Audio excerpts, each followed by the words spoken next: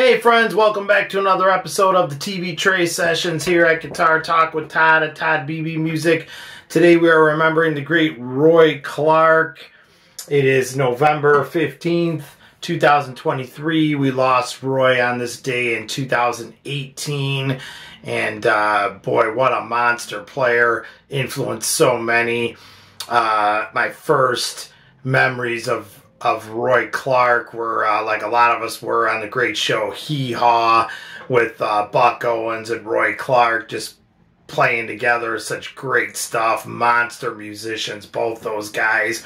And they would always, play with the guests that were on the show and stuff. And all that stuff is out there now. So pull up some of the old Hee-Haw episodes. Not only is it hilarious, but the musicianship was always just top notch on that show, and a lot of that was the cornerstone of that whole thing was Roy and Buck. But man, when they would play together, it was fantastic, and Roy was just awesome. As a kid, when I first started playing, one of the first records I had was Learn to Play Guitar with Roy Clark, and it had it was a double album set.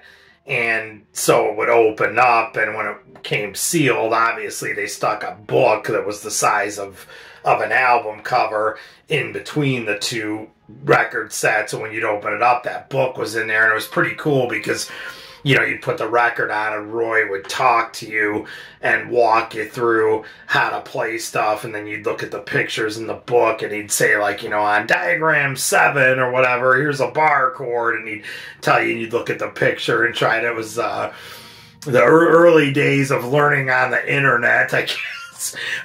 But a very cool thing, actually. I had one, the exact same thing, Learn Guitar with the Ventures.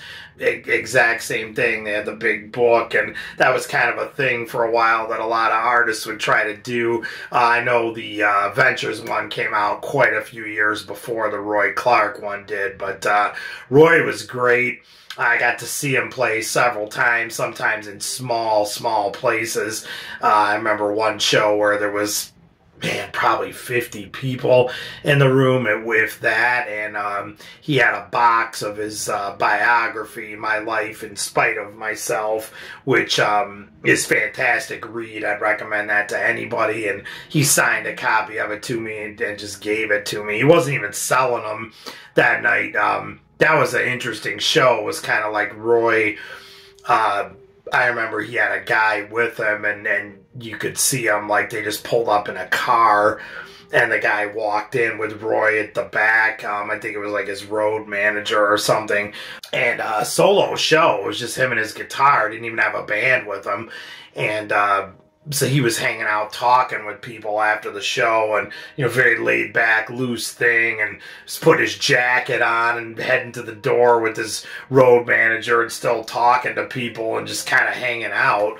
It was such a small place, and him and I really got to talk, and I told him about the, Learn to Play Guitar with Roy Clark album that I had, and he was real cool. Told him about how I grew up on Hee-Haw, and he always got a kick out of that. Roy was one of those guys that always, I saw him several times like that. He always made everybody feel welcome and appreciated, and I believe that was because he honestly felt that way when you talked to him and told him, man, Roy, I grew up on Hee-Haw.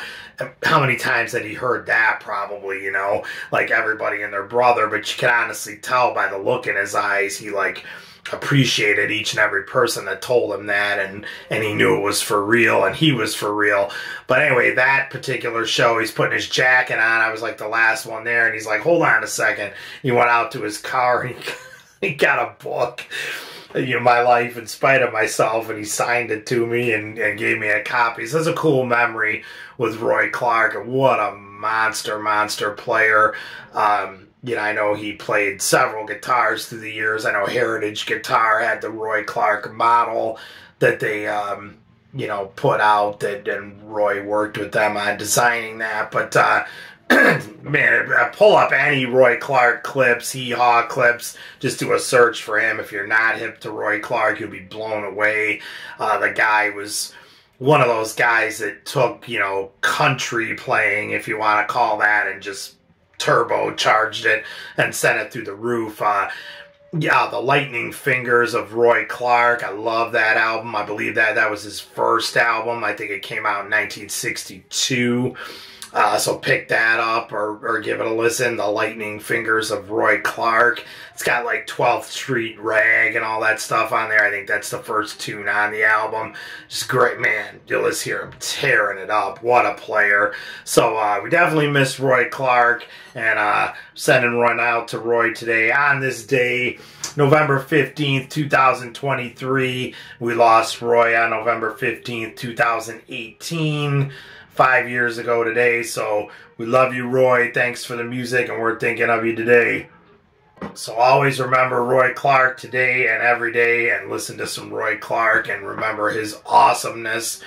So thank you guys so much for checking in. Please hit that subscribe button in the lower right hand corner. Find me on Facebook at Todd Beebe Music. And remember Roy Clark. We will see you all again. Stay safe and love your dogs. Take care.